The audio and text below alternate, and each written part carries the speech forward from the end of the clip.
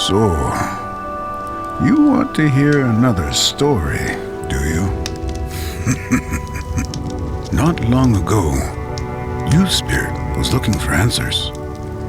There was a growing darkness in the world, and he wanted to know how to push it back. Fire is a good way to cut the darkness, but that light is small-focused.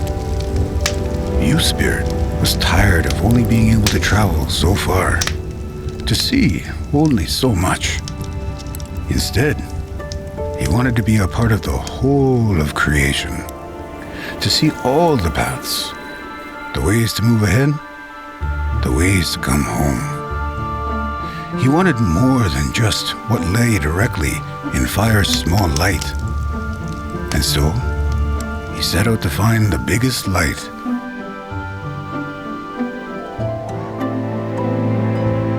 For that, he would need Elder Spirit.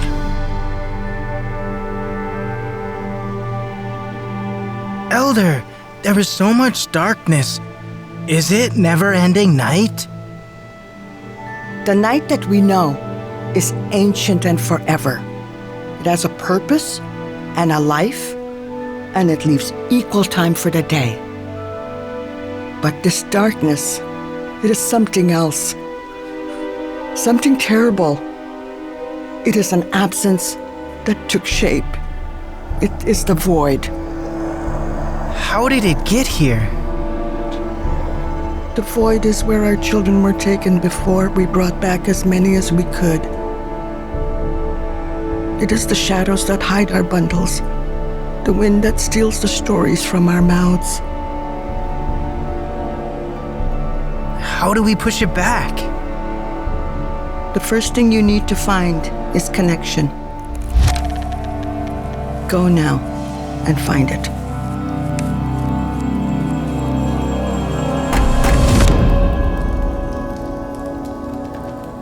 Inside the enchanted gallery, you spirit found a Red River cart, smoke dance regalia, a tamarack goose, and a bear, which led him to 4 powerful stories about connection. The 2024 Indspire Award for Culture, Heritage, and Spirituality goes to Edna Manitowabi for dedicating her life to ensuring cultural well-being and strength for future generations. Our languages, our songs, our teachings, they're leading us. Our ceremonies are leading us to pick up what has been lost. It's in your DNA. It's in our ancestral memory. We've been through a very, very dark time, and we're still feeling the remnants of that. It's still going on. 9 of us went to residential school. I was the last one to be taken. I saw the damage that was done and how it was passed on to the next generation. You want to break that chain. You want a good life. You want to provide a good life for your children, and so you do what you can. And for me, it was culture, it was tradition, it was our heritage, it was spirituality, because it is the spirit.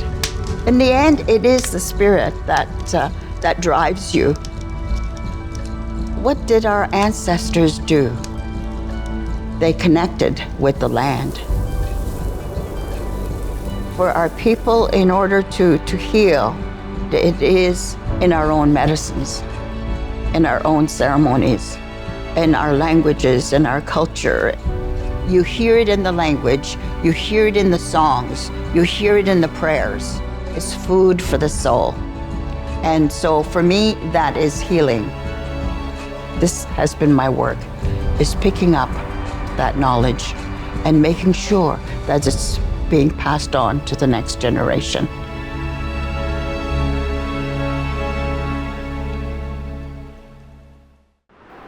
The 2024 Inspire Award for Education goes to Gagnishuni Jan Hill for her contribution to developing minds and making the educational realm more welcoming for Indigenous peoples. There are more and more Indigenous communities who are focusing their own education systems on their own ways of knowing and being. Mainstream education system's all really academic and really in your head. I think being a teacher and working in the education system, we're not just educating children's minds, we're teaching them to be good human beings. I think a lot about the students that come through here. When you think about education, they were trying to understand themselves as a young adult, right? Like just a human being in the world, but then also as Ngwehunwe or Anishinaabe. And this gives them 4D and other Indigenous student services, gives them the place to do that inside of their educational journey. One of the other things we see, or I saw when I was here, is students who have the void, but have very little connection to community. And they're like, well, I can't go to 4D because I'm not Indian enough. Well, first of all, we're not only about those things. If you need a tutor, we can help you do that. But if you want to learn about who you are as Ngwehunwe Anishinaabe, we can help you with that too. Everything I did in our community was always striving towards that goal of trying to make this knowledge and opportunity available for young people and older people who didn't have opportunity to learn about who we are and where we come from. Because, you know, we're taught as Ngwehunwe, we're supposed to know about who we are, where we come from, so we can see more clearly where we're going. Indigenous people all over the world have this knowledge that's specific to their land and where they are. Access to that kind of knowledge that will help us be better human beings, that will help us to develop. We're all meant to be magnificent because that's what the Creator intended, you know? And in order to be magnificent, we need to know who we are and where we come from, and that's knowing our land.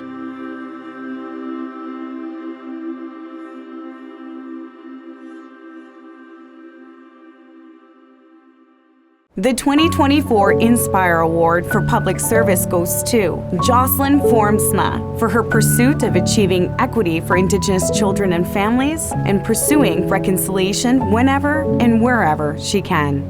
All I've really ever wanted to do is make a difference. I view the ability to work for community as a sacred almost, that it's really where a lot of change happens. There's so much about the North and my territory, my community, that can't be separated from who I am. There's young people who identify as being connected to a Nan First Nation, you know, through their family or, you know, they grew up there, and that connection stays wherever they go. It wasn't until I was in my last year of high school that I got introduced to the local friendship center in Timmins. I really got pulled into the opportunities there. That's really how I kind of got launched into my work with the friendship centers, right? From there, I was a part of the board of directors for a long time in Timmins. I was able to co-found the youth council with the Ontario Federation of Indigenous Friendship Centers. I was elected president of the National Association of Friendship Centers, and I did all that before I had even gone and done my post-secondary. And I think when you have that role in a leadership role, I see you doing that. I see you coming back to community to help. I see you helping young people, so really appreciate that. Thank you. I always have so much respect for you and love. Like, you probably could win this award too. Oh, I've been really fortunate to work at the local, regional, and national levels, but I've also worked at the international levels. The more that I'm engaged in these international activities, the more I realize like the power is and always has been with community, with the people. We have the answers, and now it's my job to make sure that the resources and the capacity is at the local level. And if I can't answer the question, you know, who's making the money and who's making the decisions, and if the answers to those questions aren't people who are most affected by the decisions, then again, we have to question whether or not we actually should be doing that.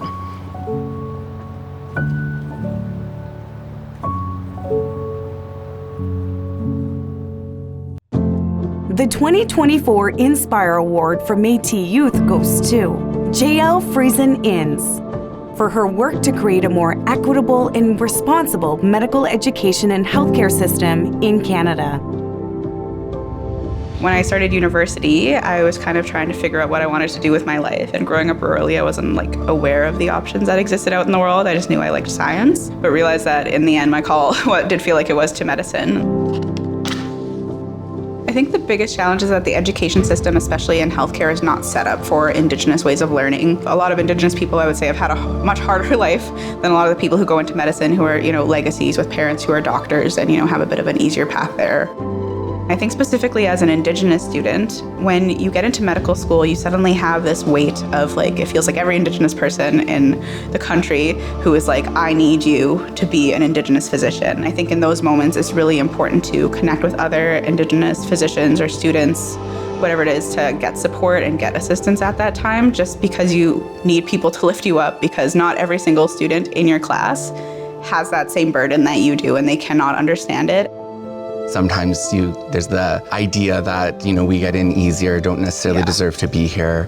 And it's nice to have the support of each other and to see our success and people, Indigenous success, and celebrate that together. It's definitely an honor and a privilege, but also it's really hard to step into every situation and be okay, you're the first Indigenous person to go in this program, you're the first one to do this, you're the first one to do that. And just sometimes it would be nice to have that path have been cleared already instead of clearing the path for the generations to come. A huge portion of medicine is connecting with people. People don't recognize that as medicine, but it is. And I think that being an Indigenous physician, that's something that I can voice and support. I think trying to be that person who has that open mind, even if you don't want to use Western medicine, are you connected to ceremony? When's the last time you smudged? Is that something that's important to you, special to you? Having that perspective of being Indigenous and knowing, there are other ways of knowing and other ways of learning and connecting with people. And I think I try to bring that into every situation. I'm trying to provide holistic care for my patients.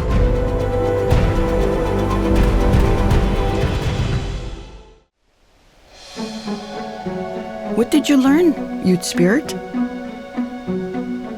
That connection is not just with the land, but in community, with those who came before and those among the stars.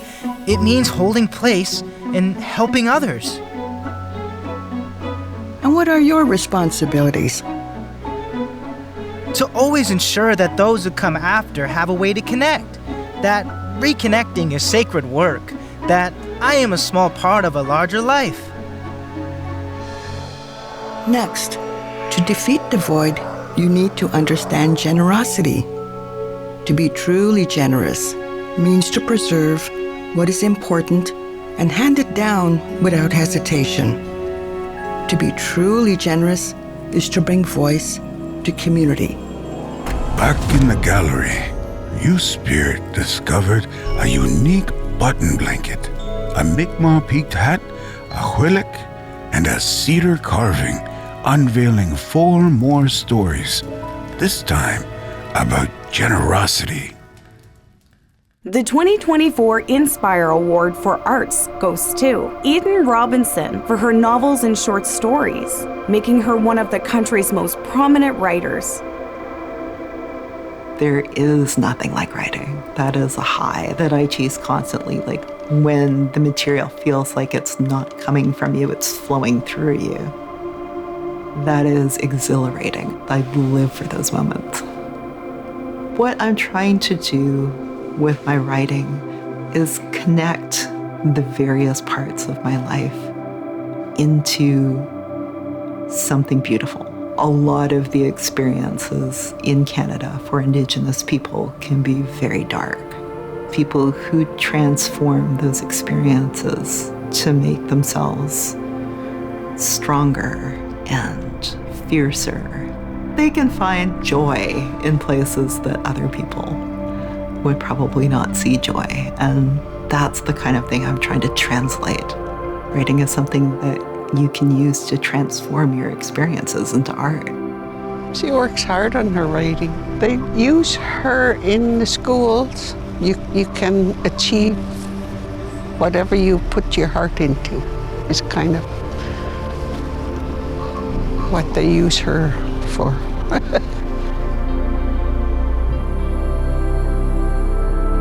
Indigenous voices have just blown up throughout Canada. And it's a really exciting time because when I first started out, I was one of a handful of writers, and it was coming from a very tight-knit community. It was a very lonely experience. We're regaining a lot of the voices that were not so much silenced, but not really paid attention to. People's experience of indigeneity has been abstract. It's been through the news or through reports or through protests. And what that misses is the human connections, the ways that we live that are different and the ways that we are the same. And that is what art brings to the table.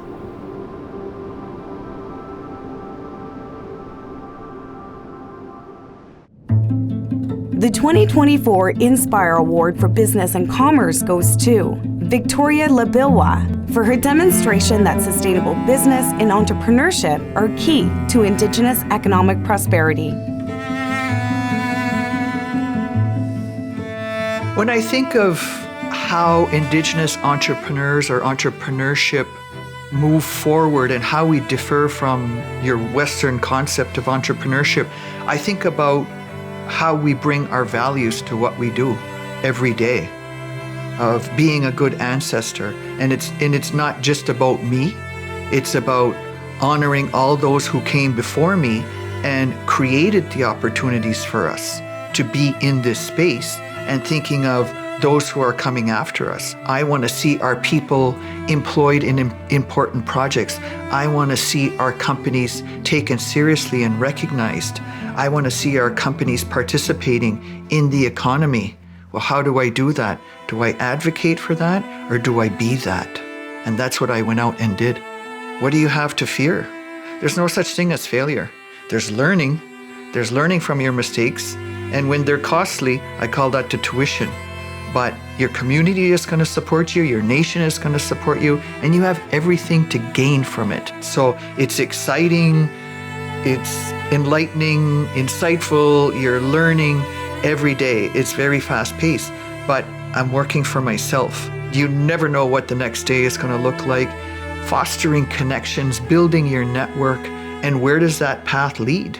Certainly when I started selling t-shirts back in the early 90s on the Powwow Trail, I never thought I'd be running heavy equipment and working in construction. We're rebuilding our economy. It's an economic renaissance for our people.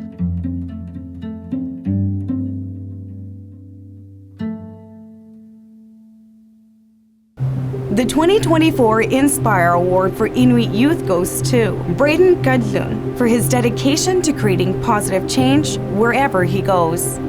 Hello, kakit. Uvanga Braden Kadlun, Koglokto Miu Daoyunga. I'm Braden Kadlun, and I'm originally from Koglokto Nunavut, currently in Calgary, Alberta, Treaty 7 territory. I'm an urban Inuk, which means I live outside of our traditional communities. Growing up, I've grown up half my life in the east coast of Canada and half my life in the north, Nunavut and the NWT. And no matter where we were, my mom always made sure to raise me and my brothers in our culture, whether that just be food, language, clothing, whatever it may be. She always made sure we had a piece of home with us. So my mother would live semi-nomadically before she went to residential school. So I'm first generation non-residential school, first generation non-nomadic on her side of the family. She's the definition of resilience, and she laid the foundation for my own healing journey. She showed me how to do it by going on her own healing journey. And I got a lot of respect for how far she's come and the work she's put into herself. And I started trying to get my mom to make videos on TikTok, and because she's a knowledge keeper and she has so much to share and so much to teach. Her condition for making videos was if I did them with her. Well, lots of people are wondering why we're always using cardboard in our videos. You see? Look at... I have bipolar type 2 disorder, ADHD, and PTSD. And so I try my best to break some of the stigma surrounding those diagnoses. And, not every day is going to be a good day, and there's nothing wrong with that. I'm trying to use my platform to show what it means to be an urban Inuk, it means to be Inuit. They say 95% of the original inhabitants of the Americas were wiped out through colonization and genocide, and the fact that you are here is one of that 5% is proof of the resilience and the strength of your ancestors.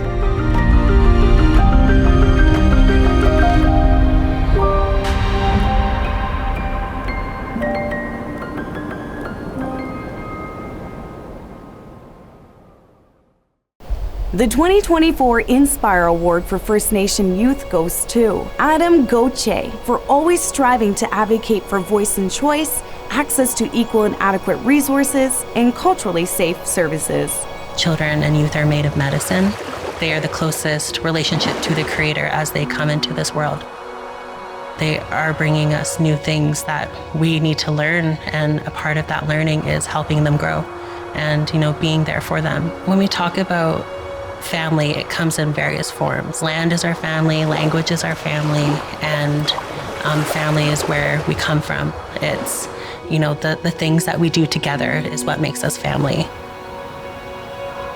The unconditional love of our family is something that's always built me up, and I think has built you up too. Yeah. Your ability to just make connections, I think, is really rooted in that family aspect. Mm-hmm. A really nice thing for every child and youth to remember is that these things that we call our family are living and unliving. Our ancestral roots are planted wherever we are. I've learned so much from the youth in terms of say gender identity or sexuality, and then they come in with this powerhouse knowledge. Yeah. And passion. And passion. The most you can spend on a child is time. Mm. And that's been one of the best things I've carried with me.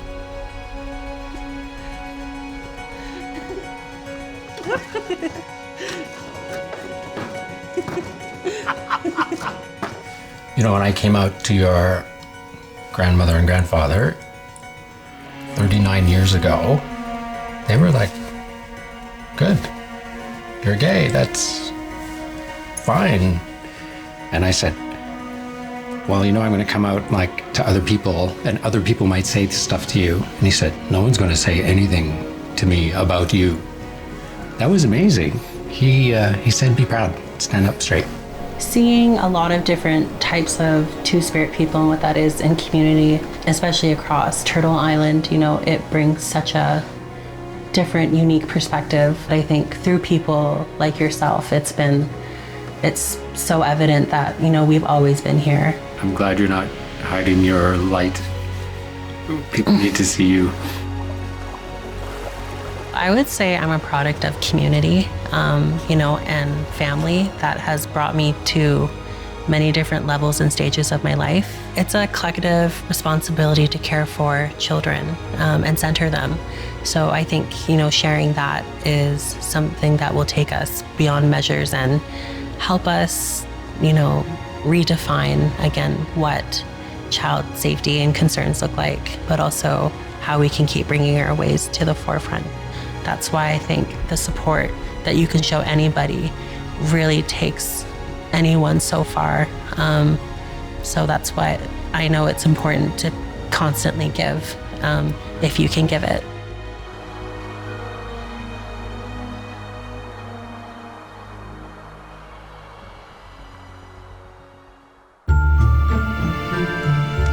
Uncle, the light from these stories shines so bright.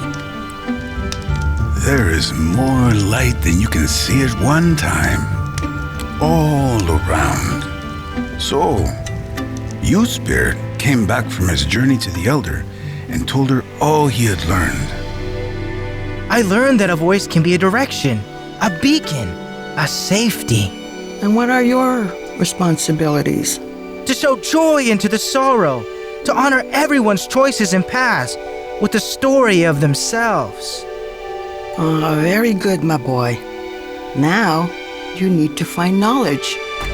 Once again, Youth-Spirit found himself inside the mystical gallery. This time, he saw a star blanket, a black ash basket, and a Shukwepamal canoe. 3 new stories calling him to understand knowledge. The 2024 Indspire Award for Health goes to Leah Bill for being an unfailing advocate for Indigenous well-being and ways of knowing, both nationally and internationally.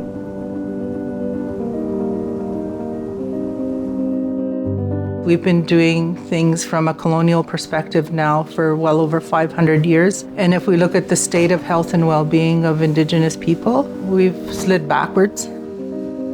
Our way of thinking, our way of doing things, and our knowledge base is what we have to return to if we want to attain better health and well-being.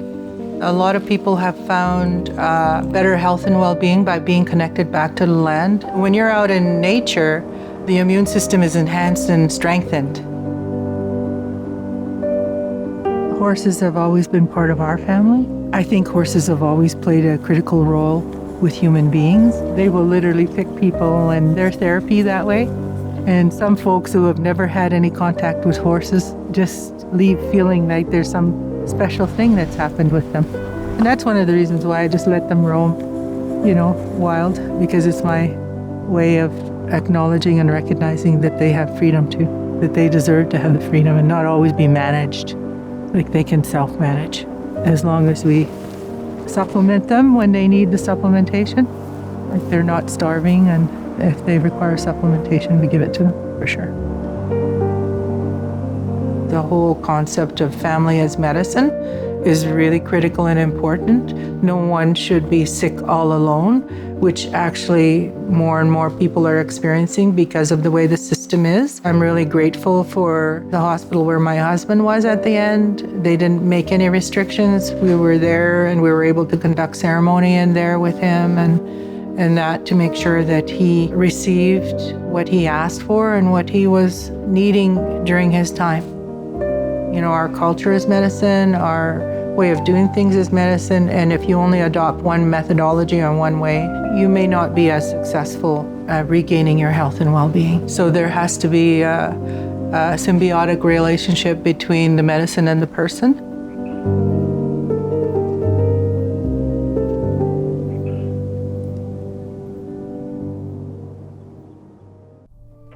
The 2024 Inspire Award for Law and Justice goes to the Honorable Michelle Bonsawin for helping to reshape the Canadian justice system as an advocate for Indigenous peoples and legal traditions.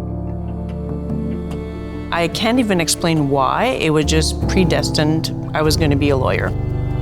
I didn't foresee that I was going to be a judge in the Supreme Court of Canada because my goal when I was younger was to become a lawyer. And it's only when I got into law school that I could actually see it was a possibility.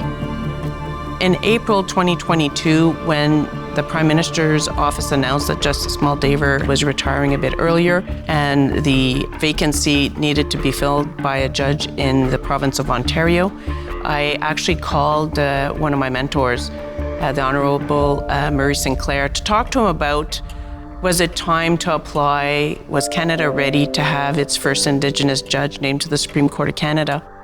In mid-August, my husband walked me to the Prime Minister's office and waited downstairs.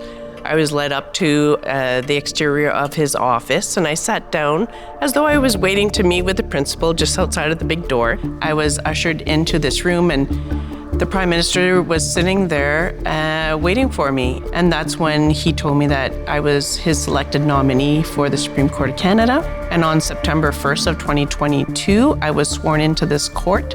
And for me, it was really important. I wanted to be sworn in on an eagle feather. It was really special to me to have and to offer that to the court because it's something they hadn't seen before.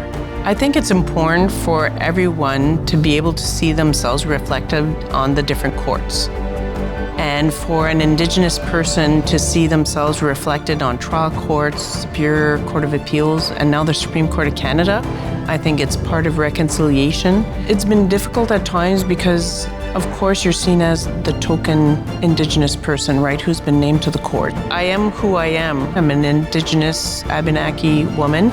Those things are never going to change. I'm not going to change who I am just because some may see me as the token person. I think I've earned my place to be sitting on the Supreme Court of Canada with my 8 other colleagues. I am the first Indigenous person named to the Supreme Court of Canada, but I'm definitely not going to be the last. I think that we're seeing an evolution. We're seeing our people taking our rightful places at higher levels of the courts. It is possible to come from an Indigenous community and to end up one day as a judge on the Supreme Court of Canada.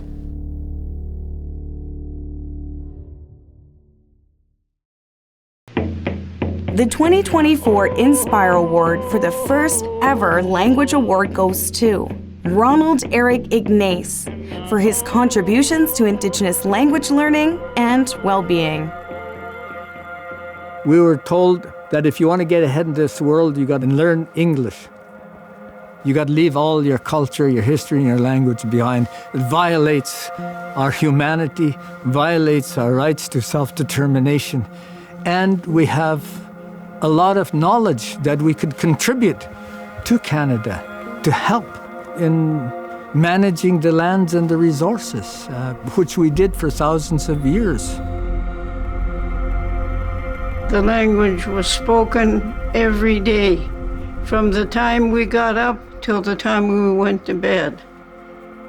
And now, like, they took us from our parents and put us at the residential school. I was 4 when I was taken, and I was there till I was 14.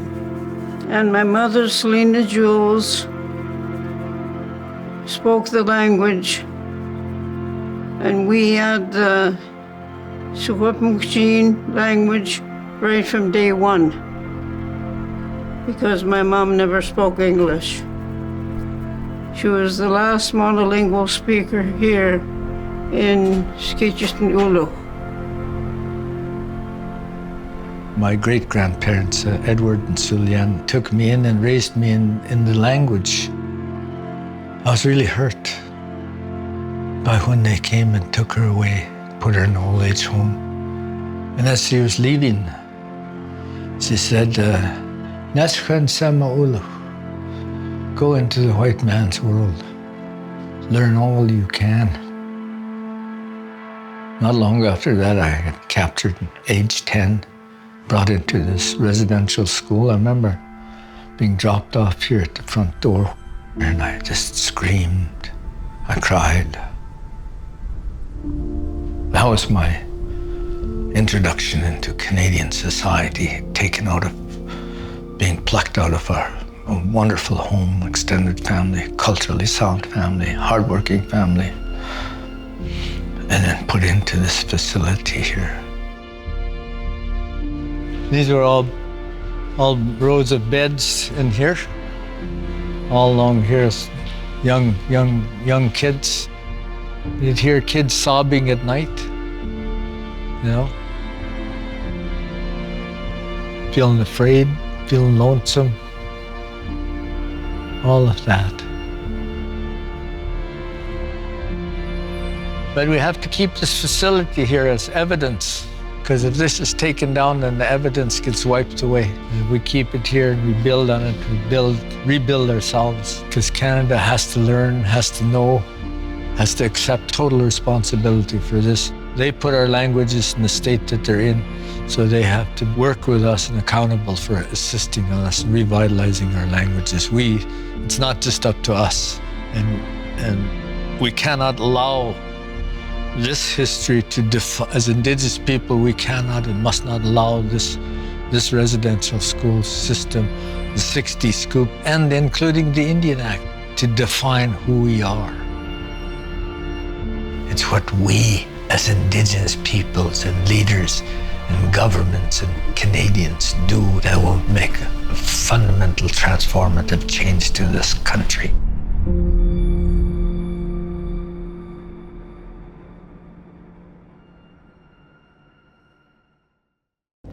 Something was different when the youth spirit returned to elder spirit. The night grew unnaturally dark, and the air filled with the sounds of terror and storm. What did you learn? You have to truly listen to receive knowledge, and then speak up in order to share it. And what are your responsibilities? To speak in a way that opens doors for other voices. Elder, what is happening? It is here, my boy. The void. You, Spirit, was scared. He had never seen a darkness like the void. He never felt so close to losing himself and everything that he loved. The void seemed unstoppable, swallowing his world whole, closing him in. Stand strong and remember, what did you learn today? I can't! You can! Think! What did you learn? I learned that connection is a gift that allows us to remain rooted. I learned that generosity is an action that creates good space. I learned that knowledge is bigger when it is shared. Good! That's good! What now? How do we stop this? Now you must call for the spirit that can make you strong. I don't know that spirit. You do, my boy. I don't know where to find it. But you do. Because it never leaves you, even in the dark. And then he knew. He had always known somehow. This spirit had always been there with him, and he was never alone. He was someone's best dream, someone's hope. And he called to that one who had held space and collected stories and never allowed their tongues to forget the shape of their words, all for him, knowing that one day he would come and need these gifts. He called out for Ancestor Spirit! This light he brings, it will always show you the way forward, the way home. It is all beacons in one. An ancestor spirit gives it whenever you ask. It's time you hear his story. You, Spirit, traveled into the gallery one last time. Captivated by a magnificent painting, he entered the story of the Lightbringer, feeling empowered by the strength of his ancestors.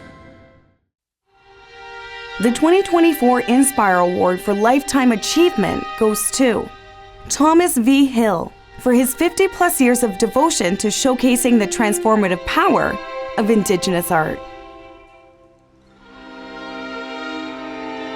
Tom was fueled by a sense of purpose.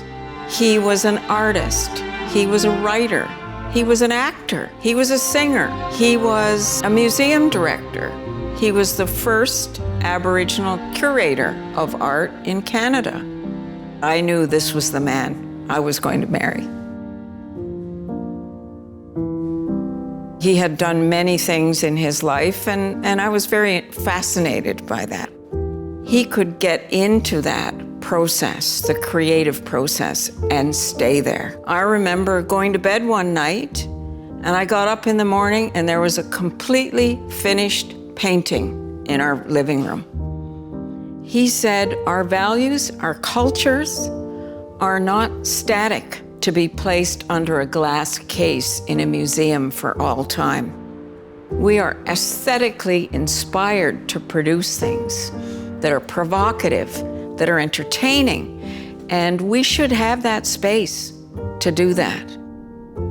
Tom was the director of the Woodland Cultural Center, and I was an emerging artist in my early 20s. When you're a young artist, you don't have a lot of support, and so Tom was that person to me, and I know that he was that person to a lot of younger Indigenous artists. So I always looked up to Tom as a mentor, as a role model for that kind of difficult, heavy lifting that he did inside Canadian institutions, creating more space for younger Indigenous artists. He had created a place for our art, that there was a museum, that was showing our art, and that he was advocating for creating more space for us in the mainstream museums. That's a major impact in terms of Tom's legacy. We are at Woodland Cultural Centre. It's one of the longest running cultural centres in Canada, and it is at the site of the former Mohawk Institute Residential School. Tom, for over 20 years was the museum director here, and he was such a community builder. He really, really believed that art brought people together and that it was something that could create space for conversations.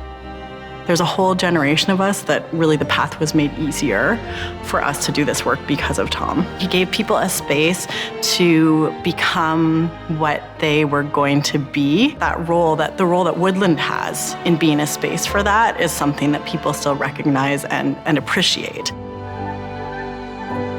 This is Tom's homestead where he grew up and became his studio where he spent many, many hours. He actually gave speeches about the power of place. So location, place, very important to him in terms of identity. And he always talked about Canadians needing to learn more about power of place, connection to land. So this house, the land it's on, very special to Tom. How lucky am I, to have spent 50 years with this incredible human being.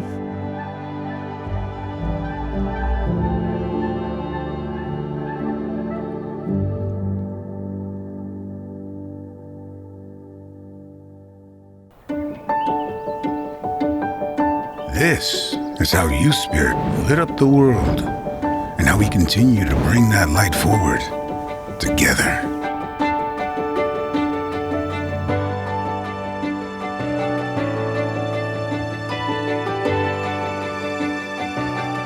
It takes a village to raise a child.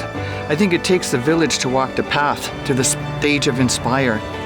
The grandmothers, the grandfathers, the ancestors, the elders, the knowledge keepers, they're the reason why I'm here, and the future, my grandchildren, my great-grandchildren, that's why I keep moving. I feel like such a proud mom, and I dream about days like this to see our young men, our young Indigenous men celebrated and supported.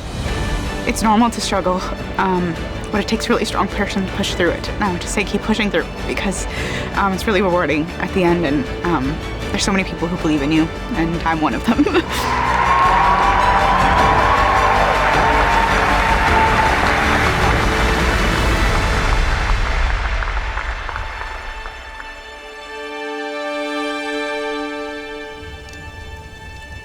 Wow, that's a good story. So now, tell me, what did you learn?